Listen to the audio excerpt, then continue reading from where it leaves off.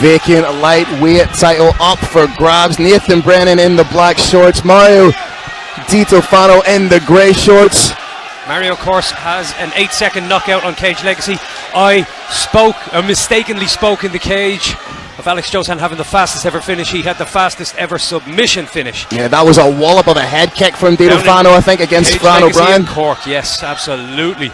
This should be has the potential to be a very good striking matchup. Both guys, as I say it, both guys are on the floor.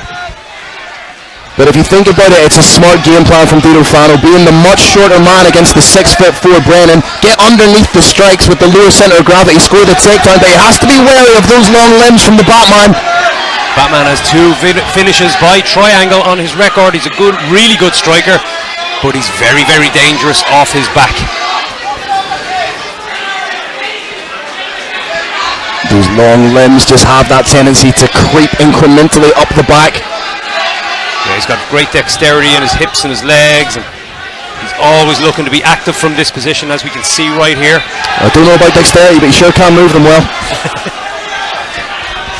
Trying to work in for the arm bar, trying to create the angle for himself. Ditifano doing a great job of keeping square with those hips. Yeah, following the hip line all the way around. You don't want your opponent creating an angle. Brennan trying to isolate the arm, perhaps trying to set up the triangle. Now trying to work to his feet, has it back against the cage. Yeah, and as we spoke about earlier, it's when the fighter on top does start landing strikes, that's when they leave those little tiny gaps for the guy on bottom to create something, maybe snatch an arm or throw a leg over the shoulder. Jay's using his head position well to keep Nathan Brennan pinned to the mat, keeping him on his back. Brennan did win his last fight by a first round triangle, so that is a submission he is well versed in. You can see him trying to set it up, but Ditifano is very much aware of it. Yeah, and you see the way he's working to control that posture. He's not allowing him to posture up. Long arms come in very handy for that, whereas a fighter with shorter limbs possibly wouldn't be as effective at doing this. Trying to hip him sweep, not there. And just transition into that ankle position, the half guard for Ditifano. Yeah, his base is very good in this top position. Punishing shots, making life extremely uncomfortable for the Batman.